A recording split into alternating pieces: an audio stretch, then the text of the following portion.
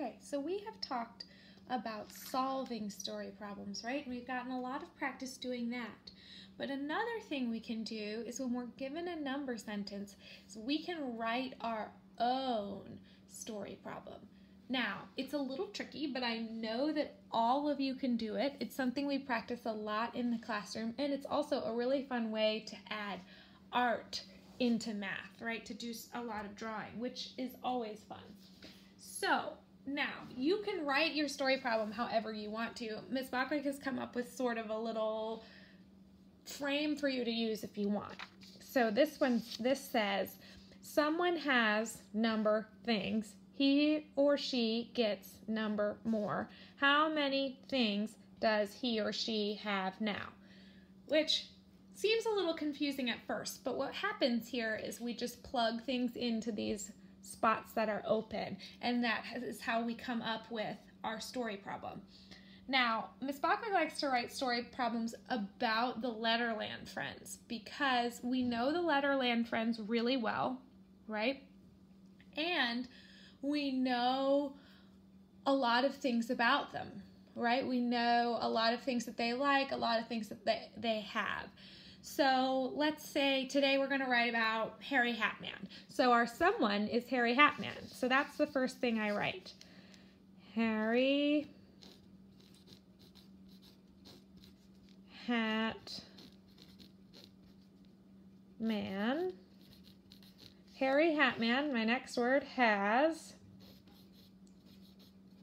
now a number. Now you can just come up with the numbers in your head. I pulled out a flashcard of an addition sentence that I'm going to write a story problem about. So, Harry Hatman has this first number spot is where I put the first number for my addition sentence.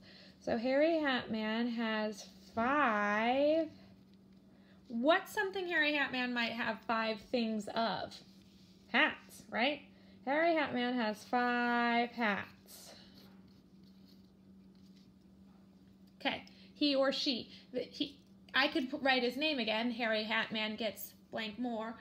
Or I could write he gets so many more, or they, or whatever you're writing about. But Harry Hatman, he is what I'll use. He gets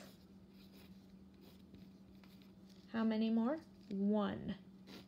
1 more. Period. Okay. Now, how many, what is our thing we're writing about? What does he have? Hats, right? How many hats does he have now? Does that make sense? That's my next sentence. How many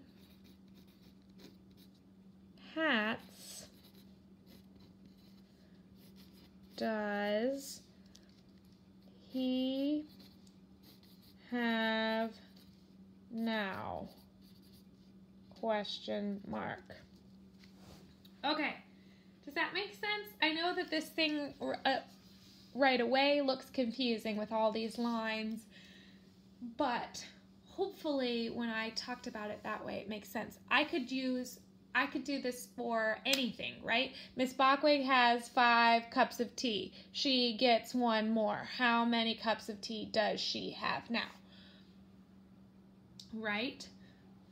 Let's see. Yellow Yo-Yo Man has 5 yo-yos. He gets 1 more. How many yo-yos does he have now? So you can use this and just plug in name, number, thing. Number, thing. And that makes it a lot easier to write story problems. If you don't want to do it, there are other ways you can write story problems, right? There are 5 people sitting on a bench. 1 more person comes. How many people are on a bench now? Which would not follow the same pattern. So if you want to try to do those, you can. But this is just here to make things easier and so that you don't have to spell as many words.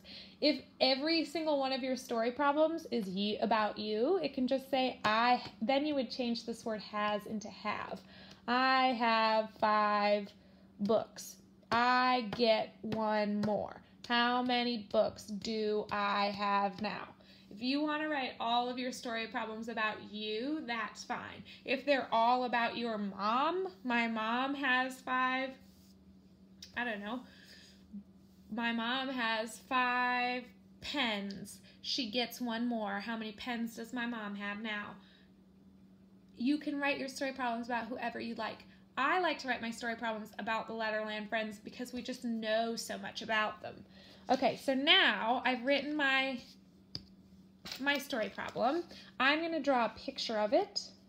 I'm going to write my addition sentence at the bottom here too, though. So 5 plus, nope, not 2. 1. 5 plus 1 equals. Then I've got to figure that out. Let's see. Let's draw a picture. I'm going to try to draw it pretty quickly. I need to draw Harry Hat Man.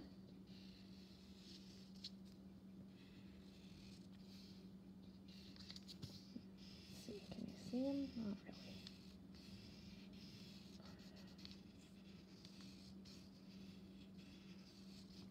Now, your story problem can also have another person in it, right? Who gave Harry Hat Man the next hat? That other hat, right? Harry Hat Man has 5 hats.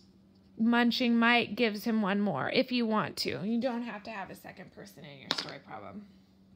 It makes it a little bit more writing, but if you're looking for a challenge, it might be something fun for you to do. Okay, let's see. He's got a head up here. And on top of his head is his hairy green hat. Uh-oh.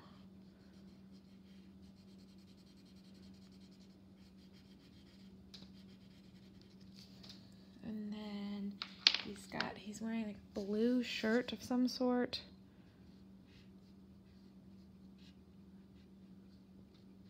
Uh-oh, his arms are looking a little silly.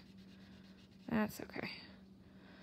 Now, somehow I have to show him with his hats, so maybe I'll have him holding them.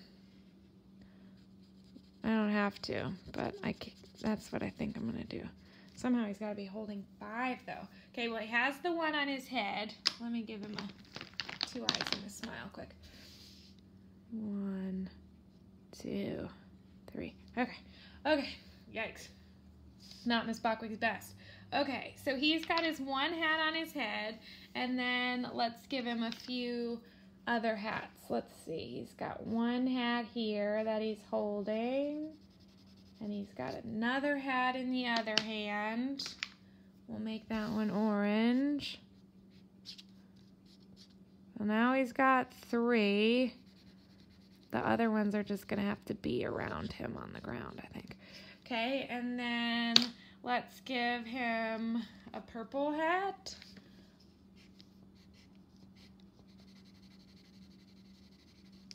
Four, and he needs 1 more, a yellow one maybe.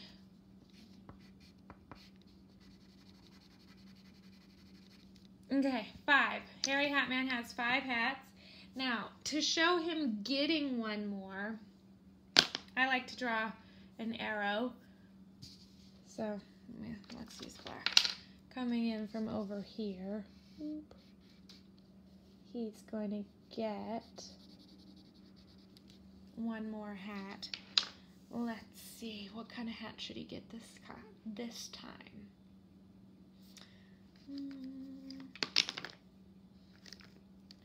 Let's give him, I did a light purple hat. Let's give him a dark purple hat. And maybe I'll make it in like baseball cap looking.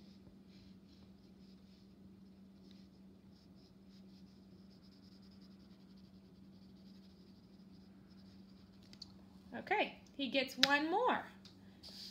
See how I did that in my picture? Show him getting 1 more with that arrow. Okay, Harry Hat Man has 5 hats. He gets 1 more. How many hats does he have now? I have to finish filling in my addition sentence down here. 5 plus 1 more equals 6, right?